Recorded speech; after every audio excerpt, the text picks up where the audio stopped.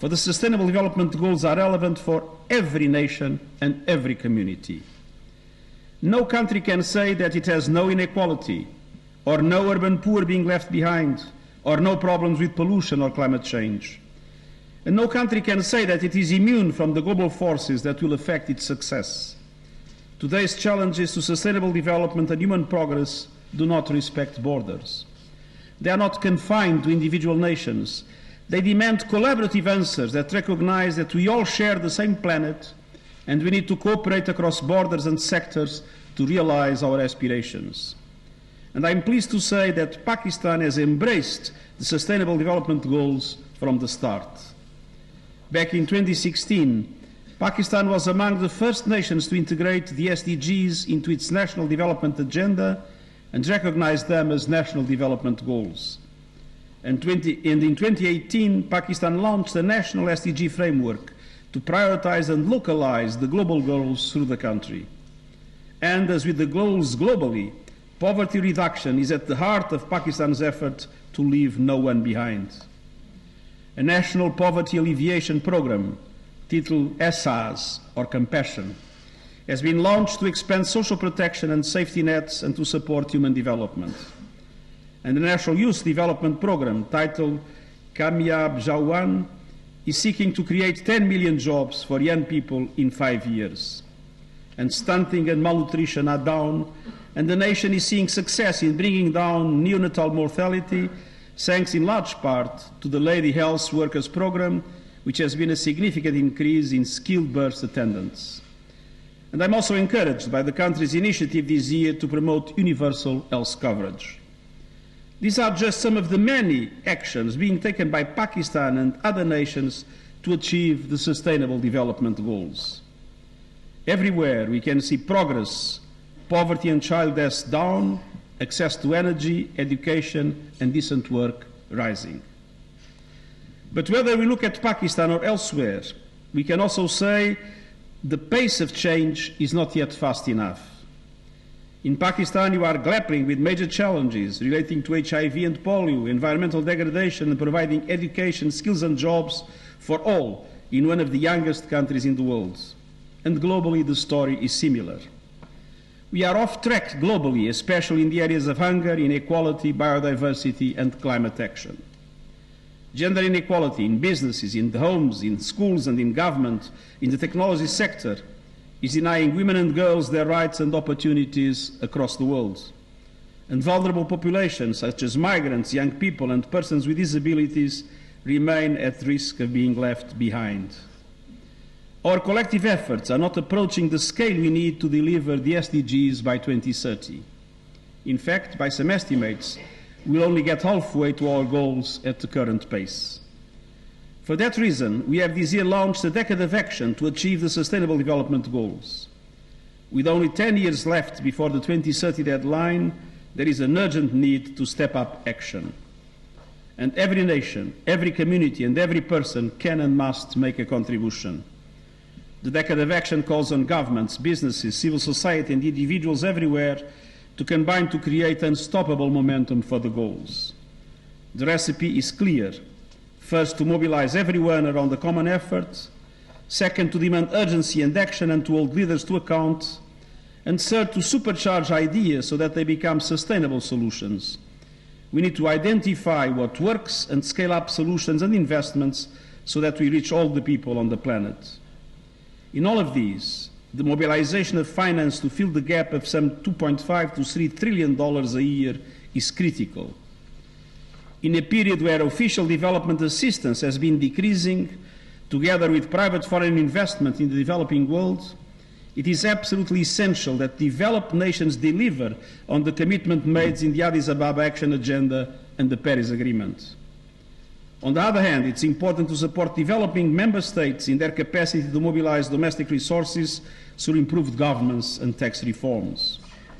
But the success of national efforts also requires the international community to be more effective in clamping down on illicit financial flows, money laundering and tax evasion.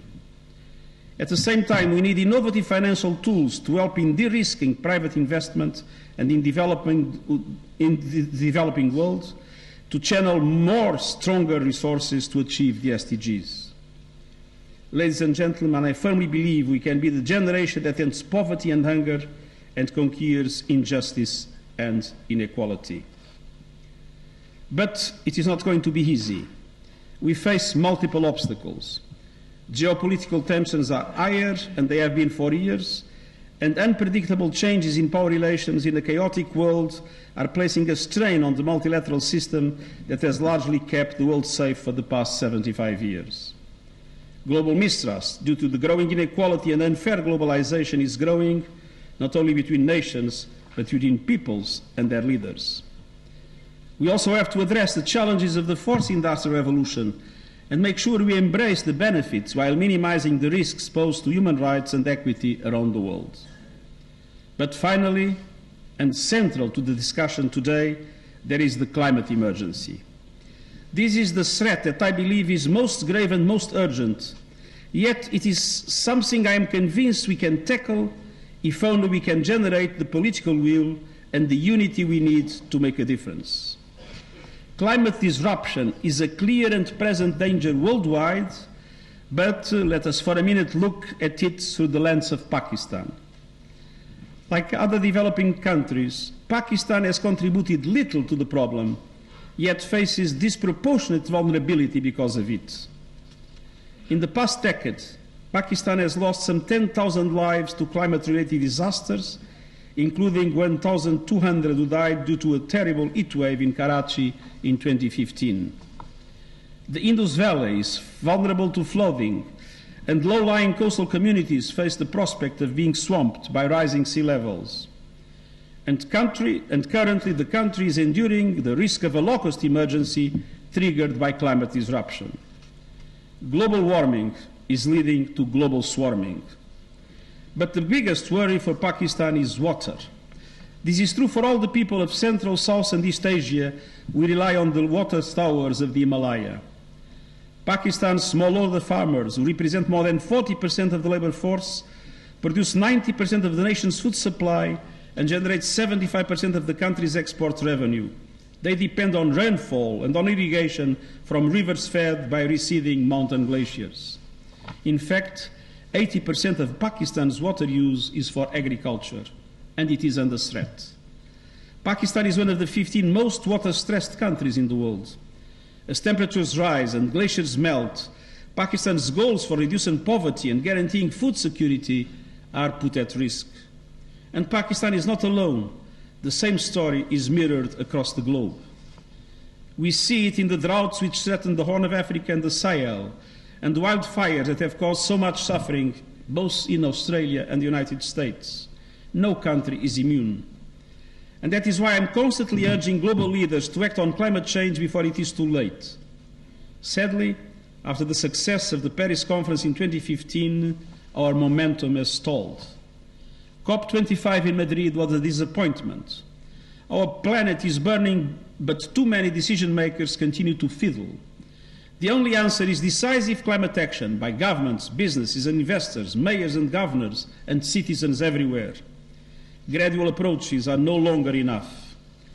And the next climate conference, COP26 in Glasgow, governments must deliver the transformational change our world needs and that people demand with much stronger ambition.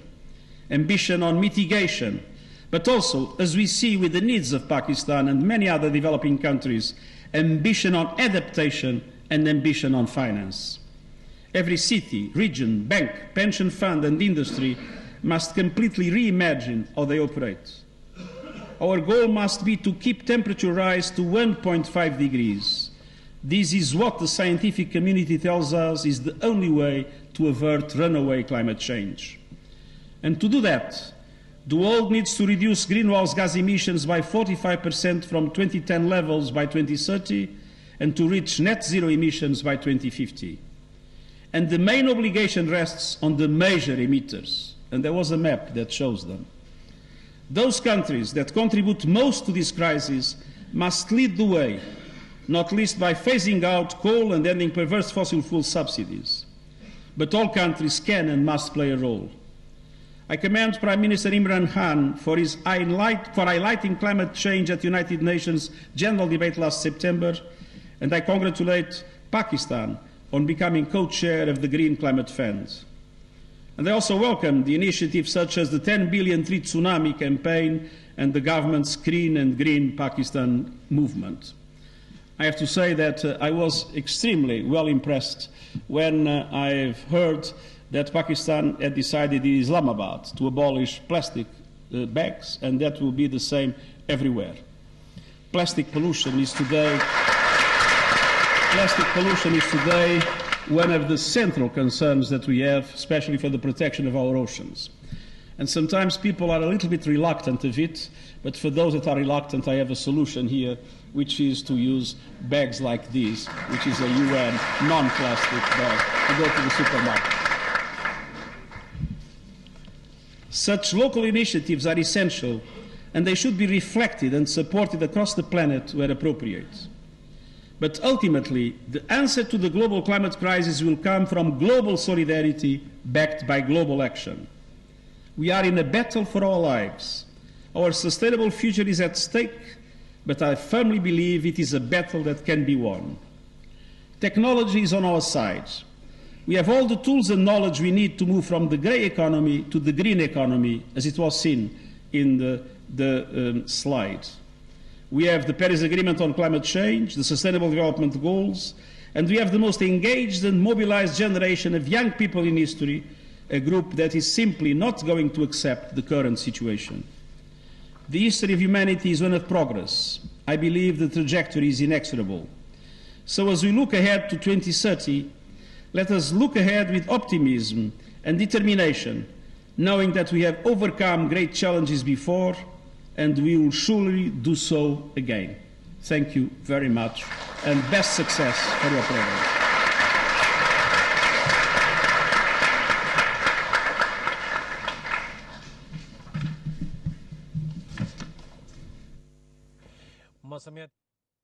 मौसमियाती तब्दीली के हवाले से तकरीब से खिताब करना एजाज़ की बात है, ये कहना था एंटोनियो गुटेरेस का, जो 4 रोज़ा दौरे पर मौजूद है पाकिस्तान में। उनका कहना था कि मौसमियाती तब्दीली से मुतासर होने वाला पाकिस्तान बड़ा मुल्क है।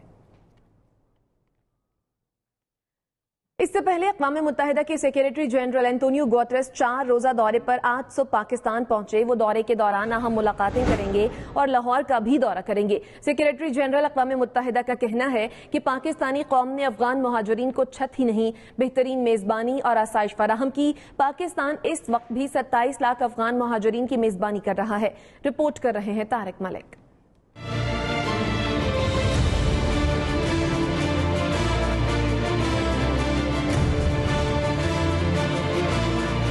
अक़वाम मुत्तहिदा के सेक्रेटरी जनरल एंटोनियो गुटेरेस की इस्लामाबाद में महाजरीन से मुलाकात हुई, जिसमें अफगानिस्तान, यमन और ताजिकिस्तान से महाजरीन शरीक थे। सेक्रेटरी जनरल अक़वाम मुत्तहिदा एंटोनियो गुटेरेस ने कहा कि पाकिस्तान में महाजरीन को तालीम, कारोबार और हुनरमंद तरबियत के लातादाद मौके फराहम किए गए। पाकिस्तान तुर्की के बाद महाजरीन की मेजबानी करने वाला दूसरा बड़ा मुल्क है। सेक्रेटरी जनरल ने कहा कि पाकिस्तान इस वक्त भी 27 लाख अफगान महाजरीन की मेजबानी कर रहा है। दुनिया 40 साल तक पाकिस्तानी कौम की लाजवाल कुर्बानियों का अदराक करे। पाकिस्तानी कौम ने अफगान महाजरीन की दिल खोल कर मेजबानी की।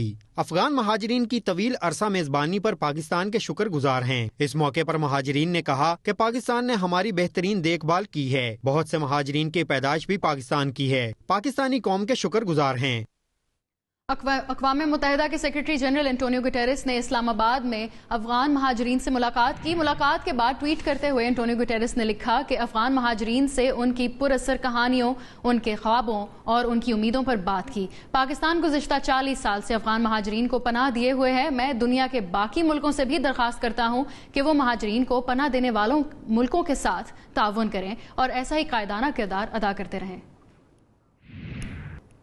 खित्ते में क़याम अमन के लिए पाकिस्तान की कोशिशों और आलमी खिदमात के एतराफ़ में कल इस्लामाबाद में तस्वीरी नुमाइश का इनेकाद किया जा रहा है। अक़वाम मुत्तहिदा के सेक्रेटरी जनरल एंटोनियो गुटेरेस नुमाइश का इफ्तिताह करेंगे।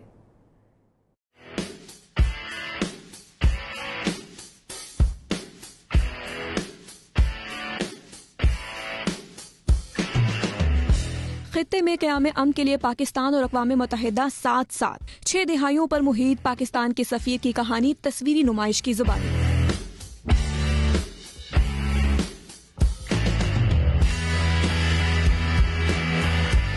इन कोशिशों के 60 साल मुकम्मल होने पर पीर को सजने वाली मरकज बराए बैनुल अक़वामी अमन और इस्तेहकाम में तस्वीरी नुमाइश का इफ्तिताह अक़वाम मुत्तहिदा के सेक्रेटरी जनरल करेंगे। नुमाइश में बानी पाकिस्तान कायदे आज़म मोहम्मद अली जिन्ना की अमन सोच की अक्कासी की गई है। नुमाइश में पाक फौज की 1960 से 28 ममालिक में 46 अमन मिशन खिदमात का अहाता किया गया है। नुमाइश में अक़वाम मुत्तहिदा अमन मिशन में जान देने वाले 157 पाकिस्तानी एहलकारों की कुर्बानी का अहाता किया गया है और मुख्तलिफ अमन मिशन में 78 पाकिस्तानी खवातीन की खिदमात को दिखाया गया है। पाकिस्तानी अमन मिशन के लिए आलमी रहनुमाओं के ख्यालात और अक़वाम मुत्तहिदा में आला ओहदों पर फाइज रहने वाले पाकिस्तानी नुमाइंदगान भी नुमाइश का हिस्सा हैं।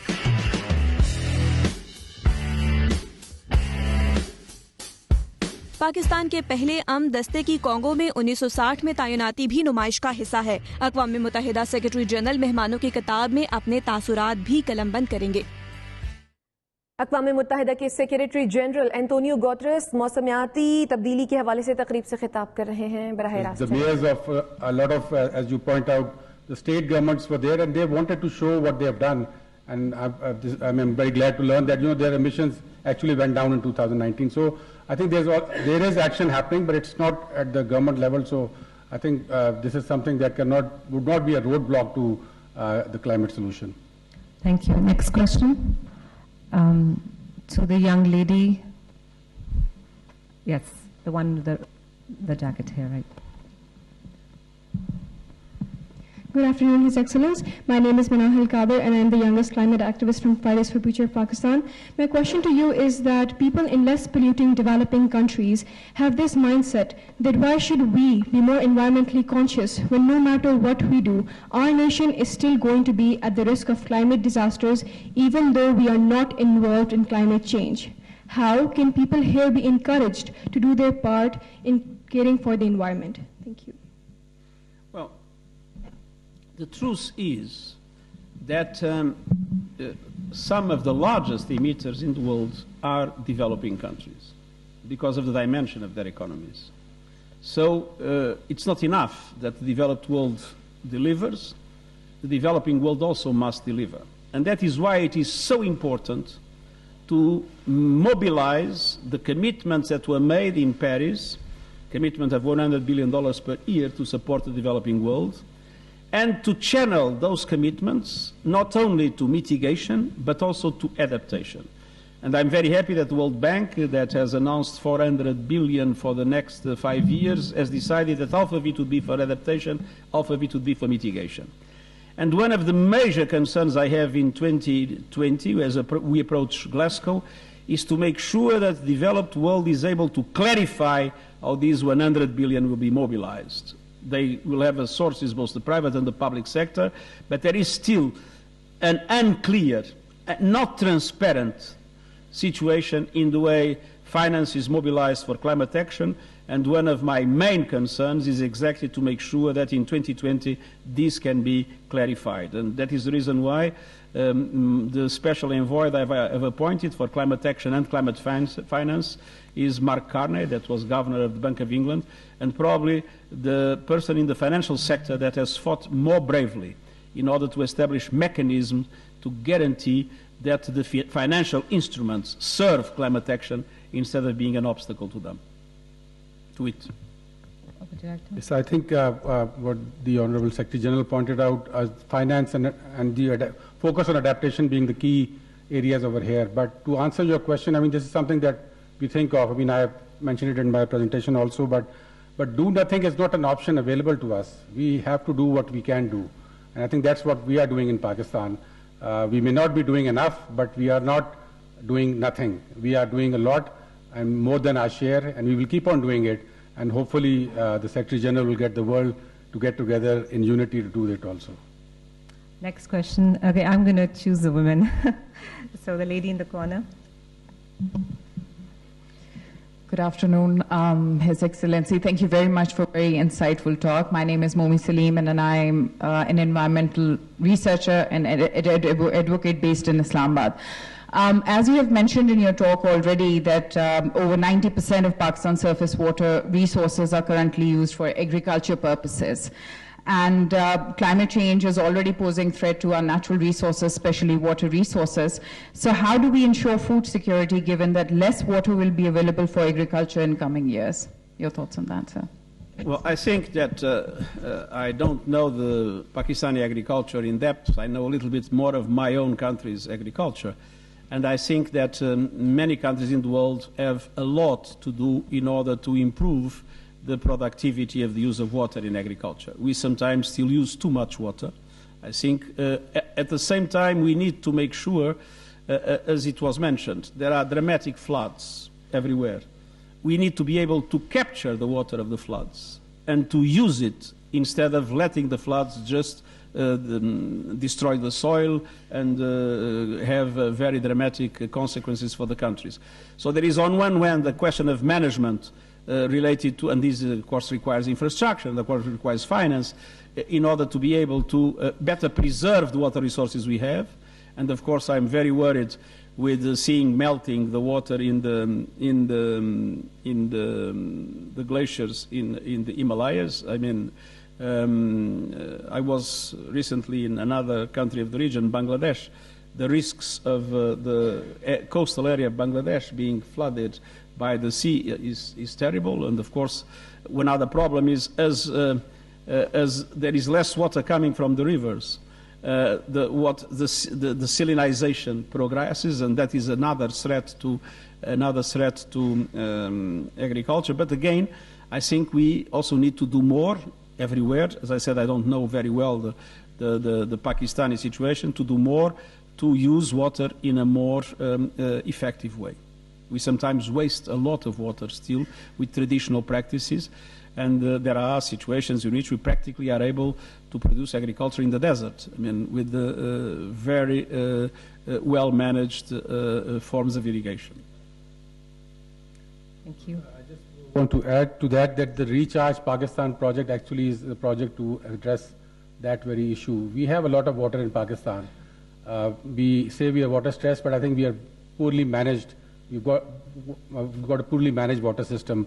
And one of the things I learned, there was a recent research that came out of 37 river basins of the world.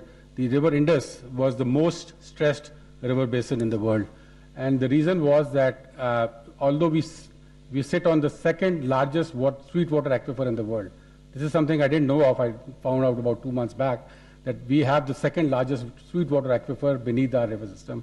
But we are drawing down on it very fast and not recharging it properly.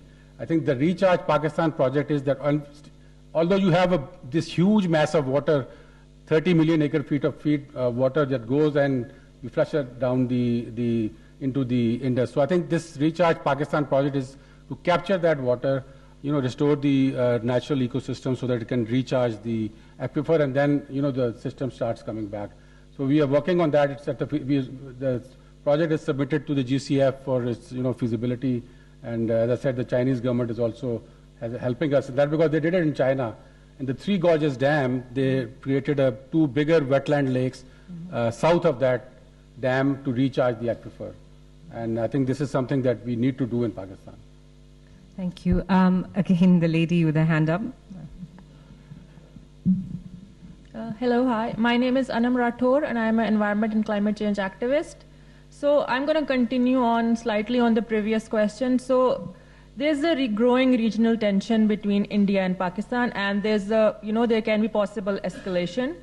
And a lot of water in Pakistan comes through from India. So the water crisis in Pakistan is growing. Given that we are a riparian country, a lot of the people's livelihood depend on agriculture. So how can the UN play a role in conflict resolution? Well, there was an agreement between India and Pakistan, and there is a system in which the World Bank, the World Bank is involved. And obviously, what I would ask the two countries is to have a clear cooperation in relation to water. And I have some moral authority. I was Prime Minister of Portugal when we established an agreement with Spain. It is probably one of the landmark agreements of common water management of two countries. Our rivers come from Spain. And it was possible to have an agreement between the two countries on the common management of our rivers. And I think this example shows that with effective cooperation and dialogue, all these problems can and must be solved. Because if one country thinks that solving the problem and letting the others in a bad situation, it's a good thing, it is not. Because in the end, then things turn against everybody. So it is clear that water must be an instrument of peace and not an instrument of conflict. Thank you. Yes, I think the Excellency pointed out in his speech also that, water is the critical issue to climate change. And with Pakistan and India, the problem is that we have this treaty called the Indus Water Treaty. It was, negotiated in the 1960s. There are two main aspects which are missing in that. The first and the most important one is climate variance. Now, under the Indus Water Treaty, the water that comes in, there are two main sources, monsoons and the glaciers. And both are affected by climate change now. But we have not discussed this climate variance. It needs to be discussed. And the other aspect is the aquifer that I talked about. This is an aquifer we share with India. It is not a part of the treaty. So, because the drawdown is so large, it started getting affected. So I think there needs to be a dialogue on this, but, at the moment, there's no chance with what is happening right now. Next question, okay, for the gender balance, the gentleman with a red tie. Mike, please.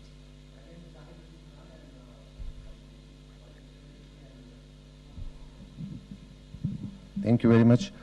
My name is Zahid Latif Khan and I represent the capital market of Pakistan. It was quite heartening to listen to your speech, Excellency Antonio, that you mentioned that although Pakistan is getting affected from the environmental hazards, but it's not contributing towards the environment world over. So actually we have seen that internationally there are a few countries which have got the carbon exchange, carbon credit exchange. So I was just wondering that because of the lack of resources in Pakistan, how United Nations can help in establishing this sort of a thing so that people become more responsible in using the carbon emission. So this is my question. Thank you. One of the things that my new special envoy, that starts with March, Mark Carney, has been trying to mobilize in his function today as governor of a central bank, is to mobilize all central banks in the world to establish new rules for the financial sector to be able to disclose the climate-related risks of financial operations. Today we have a disclosure of risks for reasons that are essentially economic. It's necessary to translate the reality of climate into the financial risks. On the other hand, we have been working hard. I created a coalition of CEOs of especially asset management funds. We are working hard with pension funds and with others, and I believe there are many of these funds in Pakistan, in order to make sure that their portfolios shift. The portfolios of the funds that are working with us are still, at the present moment, are still compatible, according to the companies that they represent, to an increase of temperature at the end of the century to 3 to 4 degrees, which means that it is in the interests of us all that asset managers make a shift, progressive shift to the green economy in their portfolios. And I would say that, if I may be a little bit brutal, there is a good reason for that. It is clear that assets related to the brown economy, namely some aspects of fossil fuels, in the future their value will inevitably decrease. And so it makes sense from the point of view, for instance, of a pension fund to protect the pension money of the people involved, to get rid of those assets that will tend to decrease in its value and to bet in the assets that will increase its value, as it is the case of those related to the green economy. I have made personally a small investment in a fund, the Green Fund, and I have to say that that Green Fund is growing much more quickly than all the other small investments that I made, which means that the green economy is now the good economy, and it means that the financial sector is becoming, very interestingly, a driver pushing governments to change regulations, pushing governments, because some of these things require government regulations, pushing governments to assume more clearly responsibilities in this regard. So I'm very hopeful that the financial sector will become more and more an ally in climate action, based not on, in some cases based on, I would say, even a generous approach, because more and more companies and banks and institutions feel that their staff is concerned about climate action, that the children of those CEOs are concerned about these things. So there is a shift that is authentic. But then there is enlightened self-interest. Why to bet in things that have no future? No. The logic of business is to invest in the economy that has a future. And the economy that has a future is a green economy, not a brown economy. Thank you. Next question, the gentleman in the paisley tie. Okay. Oh, sorry, striped tie.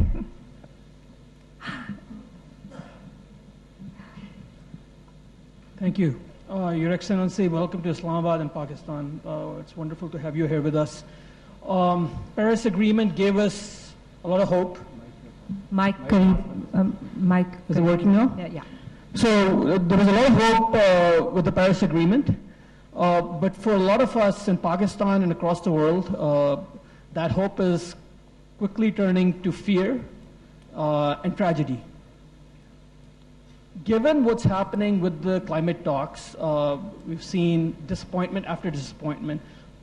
How long do you think we can continue to base our collective hopes on climate negotiations that are led by some countries who've got different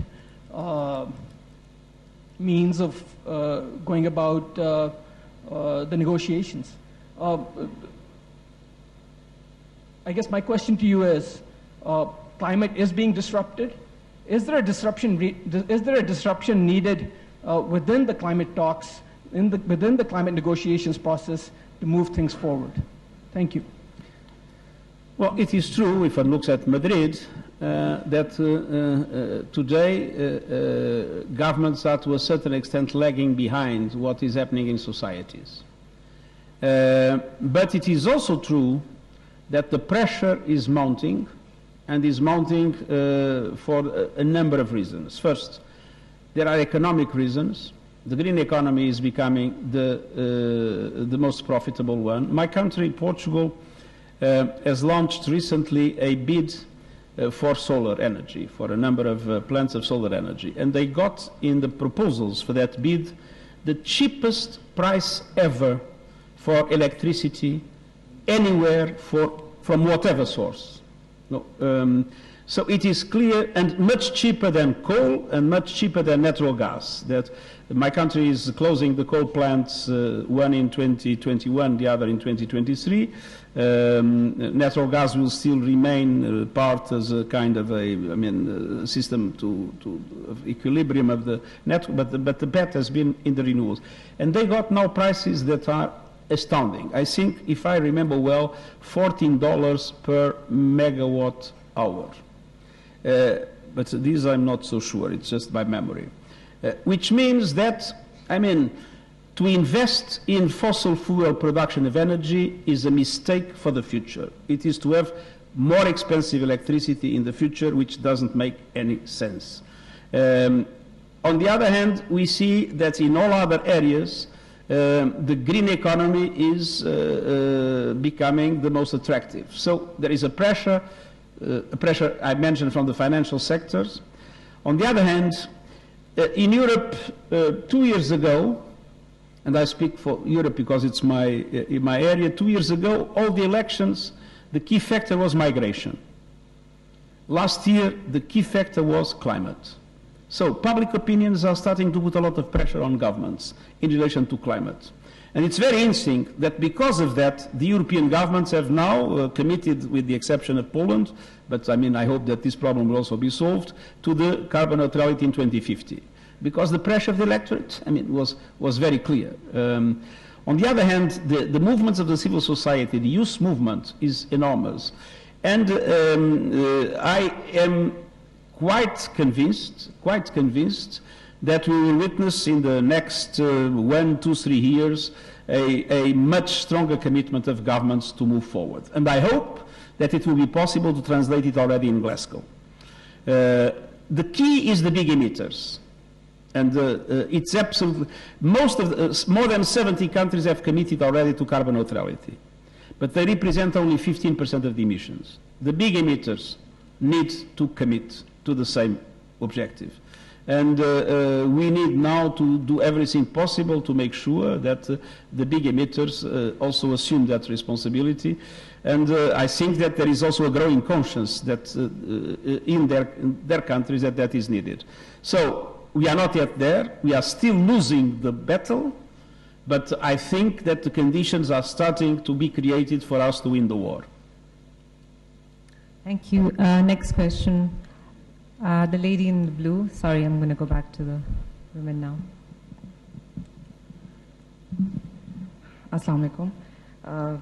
My name is Saida Hadika Jamshed and I'm working on carbon market project in Pakistan. On? Carbon markets in Pakistan. And I have a question for Honorable Secretary General. The developed countries are failing to keep their climate finance pledge of 100 billion each year. And without it, developing countries will not be able to cope up with the climate change impacts. So how exactly is the international community planning to ensure that this promise is fulfilled? Now, the question is to make sure that the commitments that were made, in particular the commitments to adaptation, are met. And this is what, as I said, we still need a clarification, and I hope that in Glasgow that clarification will be real. We are seeing also the mobilization of resources beyond that. We are seeing all the international financial institutions investing more and more money in these. We are seeing a big success, for instance, in green bonds everywhere. So I think there are reasons for hope beyond that. But one thing is clear, there were commitments made in Paris, namely by the developed countries. Those commitments need to be met in a transparent way. Would you like to add? Okay, next question, the gentleman in the yellow tie. Yes.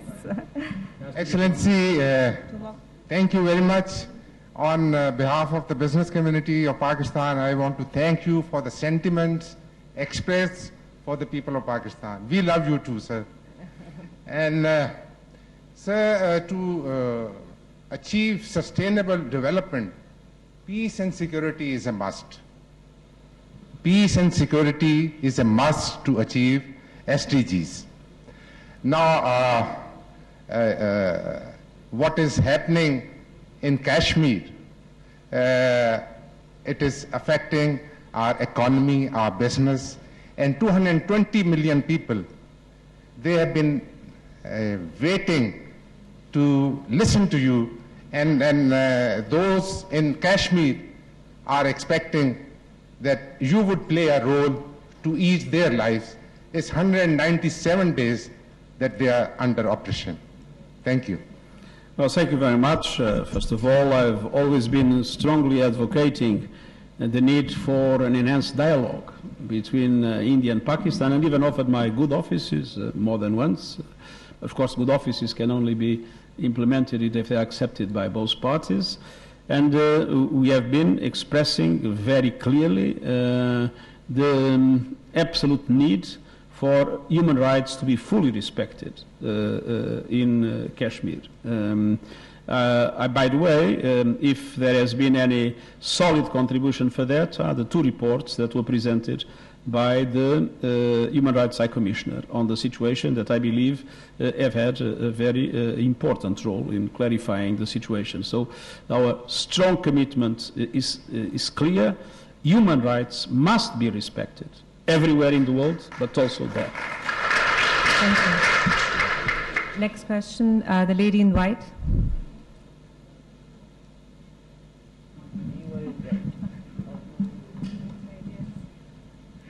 My name is Anam Zaib. I'm a climate change activist. What strategies does the UN have for addressing the melting of glaciers in the Hindu Kush Himalayan Karakoram region? And shouldn't this be a priority area in the new UN negotiations, given that it supplies billions of users downstream with water and their livelihoods? Well, the melting of glaciers as the destruction of the ice cap are, of course, an enormous preoccupation, but we cannot solve the problem of melting of glaciers without solving the problem of global warming. So the melting of glaciers requires that we win the battle against climate change. I mean, there is not a way to protect the glaciers if the temperatures rise. The fight for the glaciers is the same fight for the ice cap. Look at Antarctica. Antarctica registered a few days ago 20.75 degrees Celsius. Can you imagine 20.75 degrees Celsius in Antarctica, which is never heard of? So if we want to preserve the glaciers and the ice caps in this world, we cannot preserve them by themselves. We need to reduce temperature rise. Thank you. Next question. Shoaib Sultan Saab, please, in the front row. Age over. May I extend a very warm welcome to Your Excellency. I'm Shoaib Sultan, associated with rural support programs in Pakistan.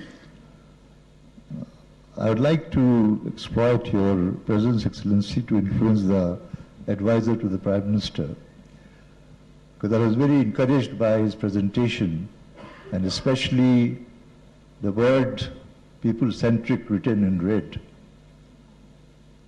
And I think also he said a very important thing, that Pakistan is first in forming policies, but very, very slow in implementing it. Now when we talk of people-centric, where are the people? Who are the people whom are going to involve? And that's where I like to submit that over these last 38 years, in Pakistan, rural support programs have been mobilizing communities. And we have now 8 million rural households organized out of 20 million in the country. And I'm glad that IUCN Aban is here. She helped me when I was working in AKRSP. And the people there, about 40,000 communities implemented and planted 50 million trees in no time. And I'm glad that you have got a secretary here now, Naeed, who helped me in mobilizing 2.7 million women households in Sindh. So that is there. I'm prepared to link them up with the climate change.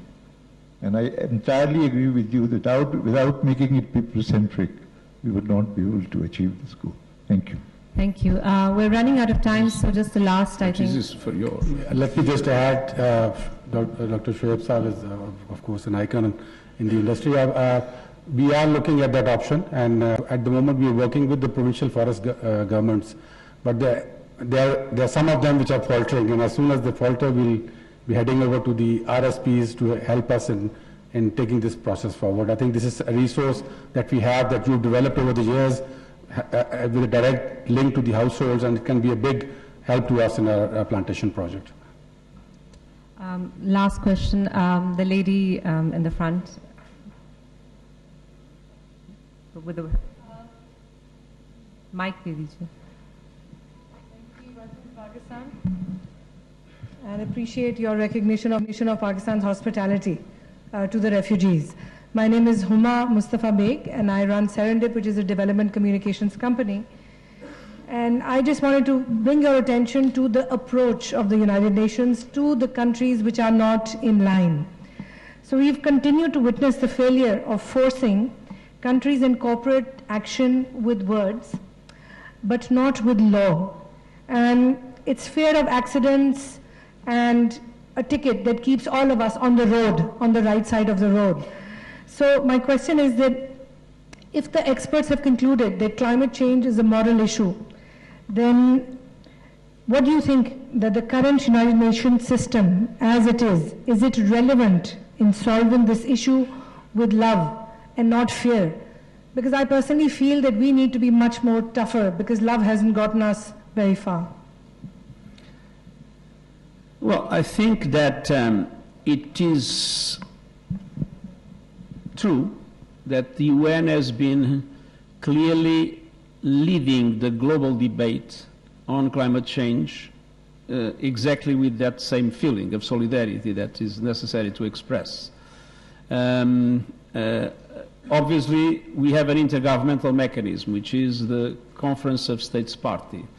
like all intergovernmental mechanisms, is slow, but in the mobilization of the business community, in the mobilization of local authorities, regional authorities, the civil society, the people, I think the UN has been clearly in the front line, and it is from the people that the feeling that you expressed can come. So these are things that are difficult to translate in international law. Even the Paris Agreement, as you know, is an agreement that is not entirely mandatory. I mean, all this was the compromise that was possible, and the Paris Agreement is not enough. But I think that we are contributing to generate a strong feeling, a common responsibility of this generation in relation to the future generations. We talk about love. I have 3 granddaughters. I love my granddaughters. I wouldn't leave them. I wouldn't like for them to live in the kind of world we would have if temperatures would rise by 3 or 4 degrees at the end of the century. That would be a disaster. So if I want to take care of my granddaughters, if we all want to take care of our granddaughters and daughters, we need to do much more than what we are doing. Thank you.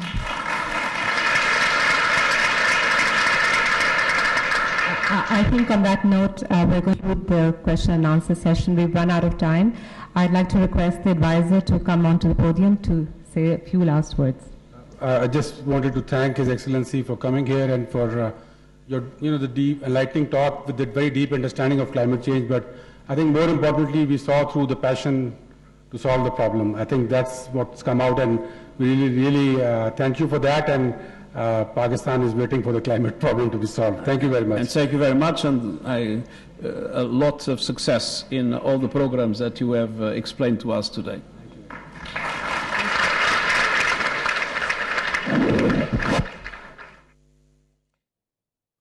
Antonio Guterres तकरीब के शुरका के सवालों के जवाब दे रहे थे।